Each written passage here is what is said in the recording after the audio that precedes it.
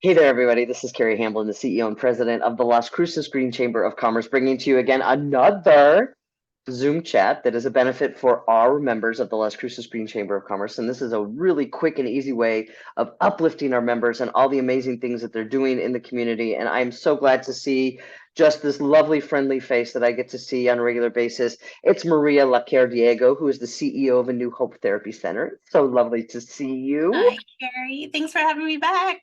Oh, I'm so glad to have you. And you've got a lot. Like last year when we talked about this conference, you've got the second annual SITH conference, and there's two meanings on that because you're also a science fiction lover, and but this means Supportive Innovations for Therapeutic Heroes Conference, and so SITH.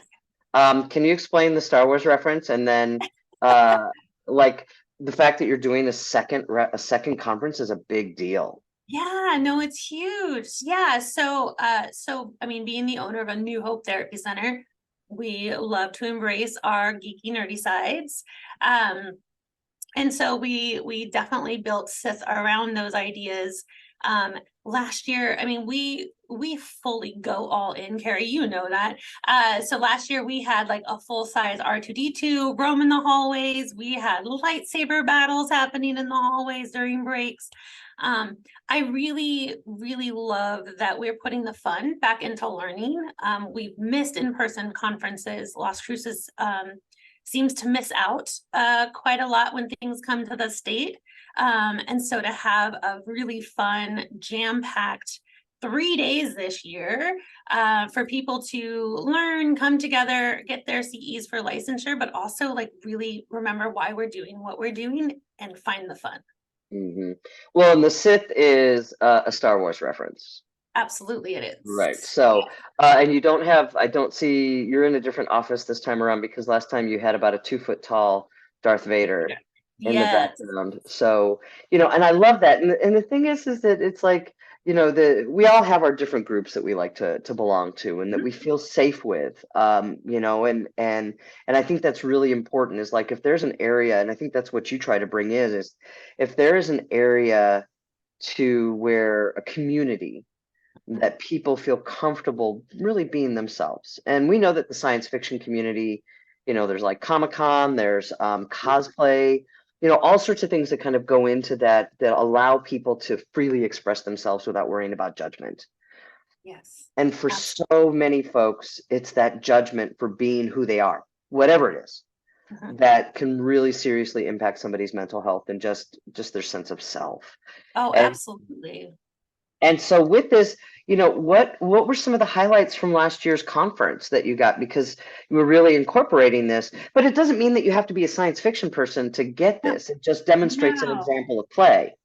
Yeah, absolutely. And everyone has something that they're into. And so we invite everyone to come wearing their favorite shirt that represents. Maybe it's an 80s band. Maybe it's, maybe it's not Star Wars related. Maybe it's just puns. Maybe you just like dad jokes on a t-shirt. Like wear what you're comfortable learning in. But yeah, so there's actually a group of us. We've gone to El Paso Comic Con. We've gone to Las Cruces Comic Con to give talks on the power of play therapy, embracing kind of the darker sides of our nerddoms and fandoms, but also just to break down the barrier because a lot of therapists, I mean, surprise, surprise, we're human too. We have our own interests, and it can help break down those barriers and being able to talk about mental health. We can talk about Iron Man having a panic attack in Iron Man 3, and that's really relatable to people who otherwise haven't had that example. And it's fun. It's just so much more fun when we are battling with lightsabers and talking about, the stress that we're battling, rather than, sitting across from each other all stiff. Therapy has come a long way. And so the SITH conference is a really fun way to highlight some of those changes. We definitely have this year, we have quite a few sessions that are going to play on fandoms and nerdoms. So we're going to do, we have sessions on role-playing games, tabletop games, and how they can be impactful. I'm co-teaching with another therapist here from my group on D&D, a beginner's guide. Dungeons Uh, and Dragons. Dungeons and Are Dragons. you doing a magic session too? Because magic is like a So big now too, right? It's a huge thing. Yeah, Magic, Pokemon Go, like there's all kinds of wonderful things that can easily be incorporated into maintaining our mental health and also connecting with someone who can help us maintain our mental health. Yeah, so I mean, some of our highlights, I was blown away. I mean, the reason we're having a second one is we had over 100 people in our last year, over 2 days. And that's It was 100 incredible. providers, right? 100 Yeah, therapists. that's 100 clinicians and therapists from our area and our surrounding areas that were so dedicated to learning the new techniques, connecting with other providers, and staying really fresh in their practice. Blown away, absolutely blown away, and was begged to do it again. So we're doing it again. This year's a little different because we do have our day one, which is a Thursday this year, and that's open to people outside of mental health. So we are addressing sensory processing, which is an issue that affects people across the lifespan and across the different areas of their life, work, school, play, relationships. So my idea is that day one is open to not just mental health clinicians, but other people who need to have this information, know what sensory processing might look like and how it might get in the way of learning, work, relationships. And then day two, the therapists come back and learn how to assess for that and treat it so that we then have a whole community. Yeah. Well, I'm wondering because, there are certainly, when you say sensory processing, the first thing that comes to mind to me is like touching those microfiber towels, Sure. right? And when your skin, it's just, but I don't think this is about that though. Can you kind of explain, just in case there are folks who are like, huh, that seems something that might connect with me. Can you explain what sensory processing is? Yeah, absolutely. So sensory processing is how we take in information. And it is most often when people say that, it is usually referring to when we get the icks and have a hard time concentrating, right? So we can think of kids who struggle with like the hard seats at school. And so they get like those wiggle seats so that they're able to have a different sensory input so that they're able to focus. So if you think about like having like your favorite shirt and then putting it on, but the tag is scratching you and it's just there all day, that's sensory processing. If your mind and your senses are being distracted by that, you are not able to focus and do 100% of what you're trying to do. And we often try to catch this as in teens and young kids, but this can happen for adults.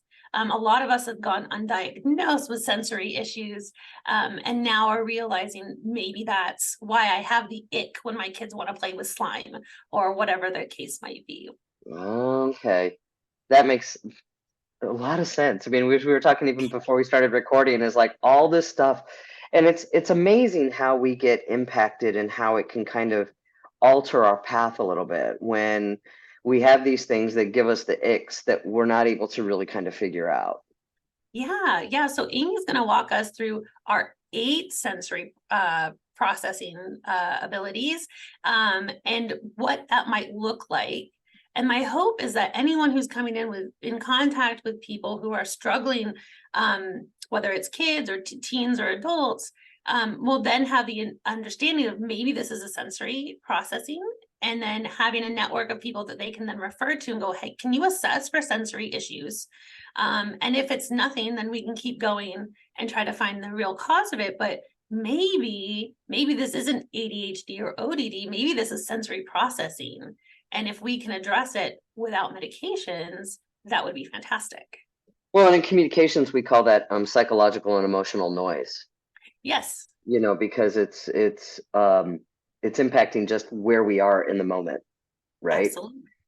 Well, and I'm wondering, there's been this role playing hasn't been around for a long time in the mental health field, but really the kind of the, for lack of a better word, the popularity of it, really the implementation of it has really seen kind of an increase more in like the last decade, maybe decade and a half, right? How does role playing help people address trauma or their issues?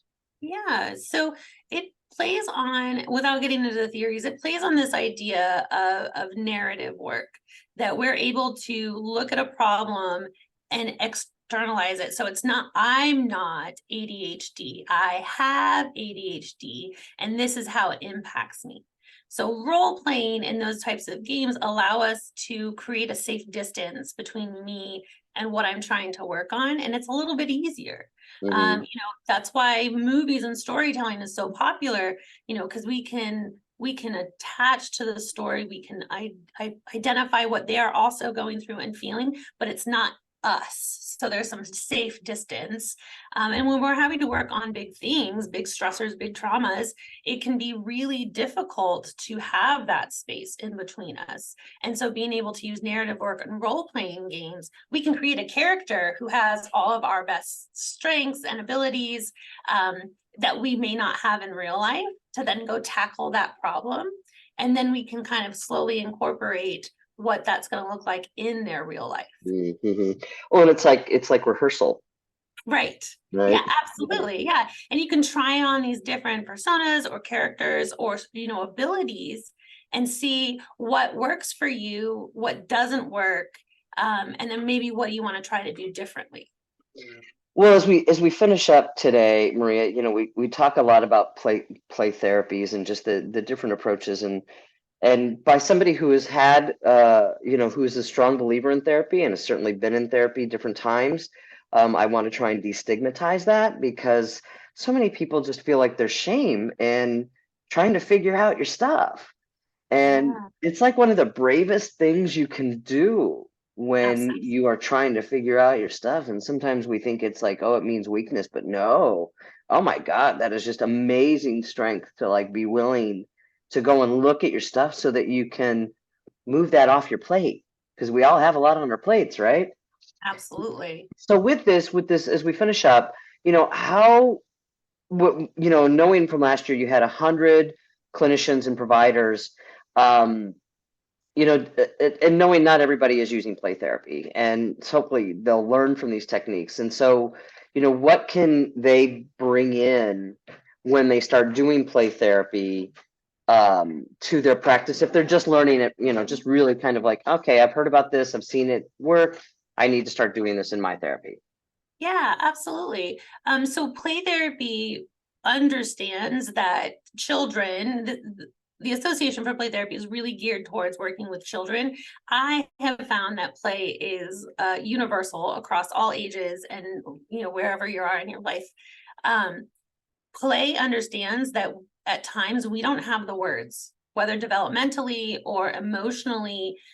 I can think of times in my adult life that I've gone through things and I didn't have the words to express how I was feeling about what has just happened. And so play allows us to look at different ways to get that language across, right? So whether it's they're using a sand tray or dolls or expressive arts, they don't have to have the words to still do the work. So Mhm. play therapy really just allows us to bypass some of that frontal lizard brain that wants to do all the talking and thinking and rationalizing, and helps us get to like the root emotions. And that allows us to get to that work so much faster. And it's fun, right? It can be really intimidating to think that you're going to have to go into a room and sit across from someone you don't know very well and like tell them all the hard things. And sometimes we can go, ease into that transition by using play techniques, whether it is sand or tabletop role-playing games, therapeutic Dungeons and Dragons, fighting with foam lightsabers. We'll do it all. But it does, for me, it has added just like a large facet to my abilities to work with people. And it is considered the gold standard when working with kids because they don't have the language to express complex emotions. Right, right.